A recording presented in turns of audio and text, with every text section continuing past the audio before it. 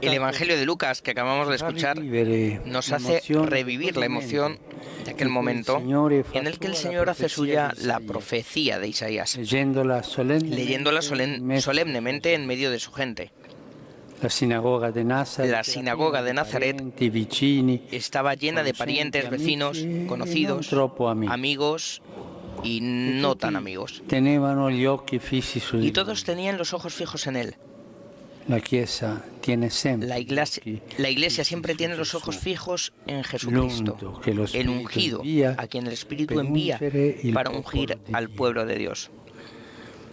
Los evangelios nos presentan a menudo esta imagen del Señor en medio de la multitud, rodeado y apretujado por la gente, que le acerca a sus enfermos, le ruega que expulse los malos espíritus, escucha sus enseñanzas y camina con él. Mis ovejas oyen mi voz, yo las conozco y ellas me siguen. El Señor nunca perdió este contacto directo con la gente. Siempre mantuvo la gracia de la cercanía con el pueblo en su conjunto y con cada persona en medio de esas multitudes. Lo vemos en su vida pública y fue así desde el comienzo. El resplandor del niño atrajo mansamente a pastores, a reyes y ancianos soñadores como Simeón y Ana. También fue así en la cruz. Su corazón atrae a todos hacia sí. Verónicas, cireneos, ladrones, centuriones. No es despreciativo el término multitud. Quizás en el oído de alguno, multitud pueda sonar a masa anónima, indiferenciada. Pero en el Evangelio vemos que cuando interactúan con el Señor, que se mete en ellas como un pastor en su rebaño, las multitudes se transforman. En el interior de la gente se despierta el deseo de seguir a Jesús. Brota la admiración. Se cohesiona el discernimiento. Quisiera reflexionar con todos ustedes acerca de estas tres gracias que caracterizan la relación entre Jesús y la multitud. La gracia del seguimiento, la gracia de la admiración, la gracia del discernimiento. La gracia del seguimiento. Dice Lucas que las multitudes lo buscaban y lo seguían, lo apretujaban, lo rodeaban y se juntaban para escucharlo. El seguimiento de la gente va más allá de todo cálculo. Es un seguimiento incondicional, lleno de cariño. Contrasta con la mezquindad de los discípulos, cuya actitud con la gente raya en crueldad cuando les sugieren al Señor que los despida para que se busquen algo para comer. Aquí yo creo empezó el clericalismo, en este querer asegurarse la comida y la propia comodidad, desentendiéndose de la gente. El Señor cortó en seco esta tentación. Denle ustedes de comer. Fue la respuesta de Jesús. Háganse cargo de la gente.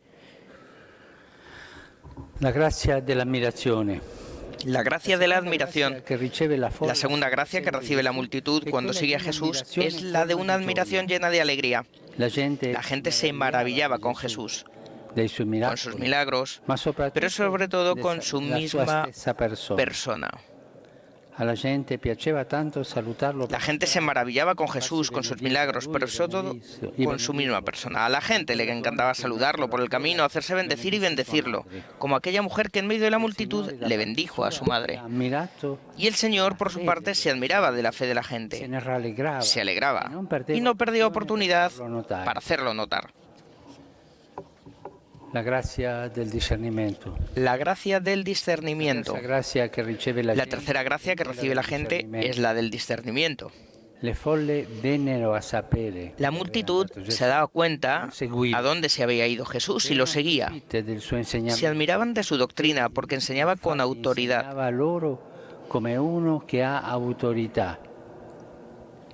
Cristo, la palabra de Dios hecha carne, suscita en la gente este carisma del discernimiento.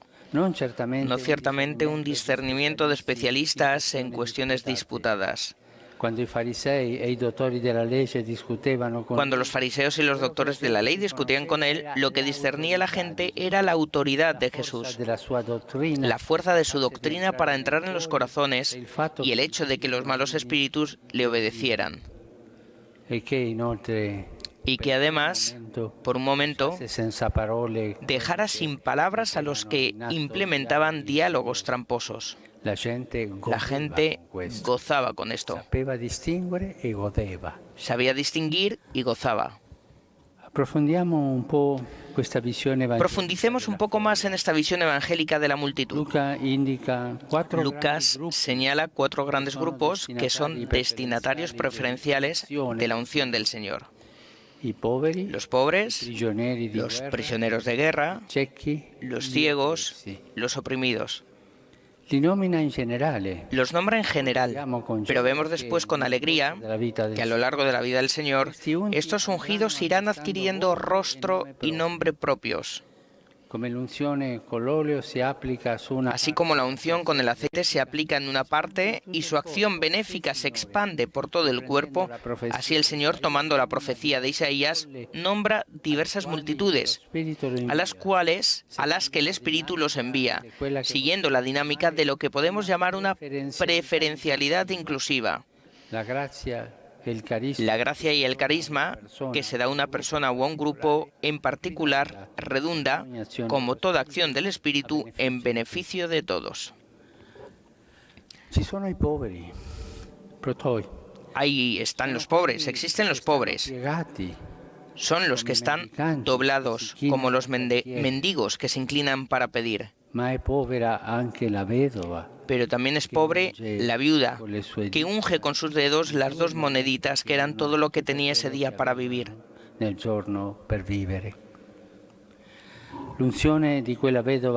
La unción de esa viuda para dar limosna pasa desapercibida a los ojos de todos, salvo a los de Jesús, que mira con bondad su pequeñez.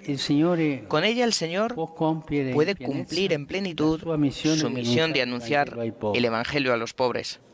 Paradójicamente, la buena noticia de que existe gente así, la escuchan los discípulos. Ella, la mujer generosa, ni se enteró de que había salido en el Evangelio. Es decir, que su gesto sería publicado en el Evangelio. El alegre anuncio de que sus acciones pesan en el reino y valen más que todas las riquezas del mundo. Ella lo vive desde adentro, como tantas santas y santos de la puerta de al lado. Los ciegos están representados por uno de los rostros más simpáticos del Evangelio, el de Bartimeo, el mendigo ciego que recuperó la vista, y a partir de ahí solo tuvo ojos para seguir a Jesús por el camino. La unción de la mirada, nuestra mirada, a la que los ojos de Jesús pueden devolver ese brillo que solo el amor gratuito puede dar, ese brillo que a diario nos lo roban las imágenes interesadas o banales con que nos atiborra el mundo.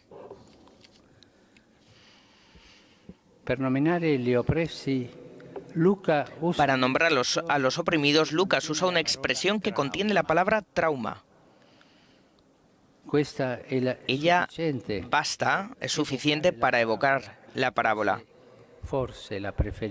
Quizás la preferida de Lucas, la del buen samaritano que unge con aceite y venda las heridas del hombre que había sido molido a palos y estaba tirado al costado del camino. la unción de la carne herida de Cristo. En esa unción está el remedio para todos los traumas que dejan a personas, a familias y a pueblos enteros fuera de juego, como excluidos y sobrantes, al costado de la historia. Después está el cuarto grupo, los cautivos, que son los prisioneros de guerra, los que eran llevados a punta de lanza. Jesús usará la expresión al referirse a la cautividad y deportación de Jerusalén, su ciudad amada.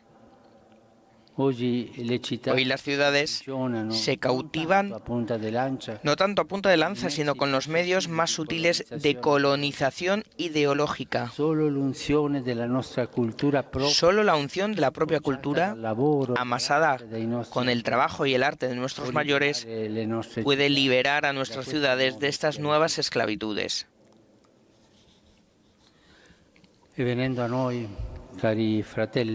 Viniendo a nosotros, queridos hermanos sacerdotes, no tenemos que olvidar que nuestros modelos evangélicos son esta gente, esta multitud, con estos rostros concretos a los que la unción del Señor realza y vivifica. Ellos son los que contemplan, ellos son los que completan y vuelven real la unción del Espíritu en nosotros, que hemos sido ungidos para ungir. Ungidos para ungir. Hemos sido tomados de en medio de ellos y sin temor nos podemos identificar con esta gente sencilla. Cada uno de nosotros tiene su propia historia. Hacer memoria nos hará mucho bien. Ellos son imagen de nuestra alma e imagen de la Iglesia. Cada uno encarna el corazón único de nuestro pueblo. Nosotros sacerdotes somos el pobre y quisiéramos tener el corazón de la viuda pobre cuando damos limosna y le tocamos la mano al mendigo y lo miramos a los ojos. Nosotros sacerdotes somos Bartimeo y cada mañana nos levantamos a rezar rogando, Señor, que pueda ver. Nosotros sacerdotes somos en algún punto de nuestro pecado el herido molido a palos por los ladrones. Y queremos estar los primeros en las manos compasivas del buen samaritano para poder luego compadecer con las nuestras a los demás. Les confieso que cuando confirmo y ordeno, me gusta esparcir bien el crisma en la frente y en las manos de los ungidos. Al ungir bien, uno experimenta que allí se renueva la propia unción. Esto quiero decir, no somos repartidores de aceite en botella. Somos ungidos para ungir. Ungimos repartiéndonos a nosotros mismos, repartiendo nuestra vocación y nuestro corazón. Al ungir, somos reungidos por la fe y el cariño de nuestro pueblo. Ungimos ensuciándonos las manos al tocar las heridas, los pecados y las angustias de la gente. Ungimos perfumándonos las manos al tocar su fe, sus esperanzas, su fidelidad y la generosidad incondicional de su entrega. Que tanti illustrati qualificano di superstizione. El que aprende a ungir y a bendecir se sana de la mezquindad, del abuso y de la crueldad. Recemos, queridos hermanos, que metiéndonos con Jesús en medio de nuestra gente, que es el puesto, el lugar más hermoso, el Padre renueve en nosotros la efusión de su Espíritu de santidad y haga que nos unamos para implorar su misericordia para el pueblo que nos fue confiado y para el mundo entero. Así la multitud de las gentes reunidas en Cristo puedan llegar a ser el único pueblo fiel de Dios que tendrá su plenitud en el reino.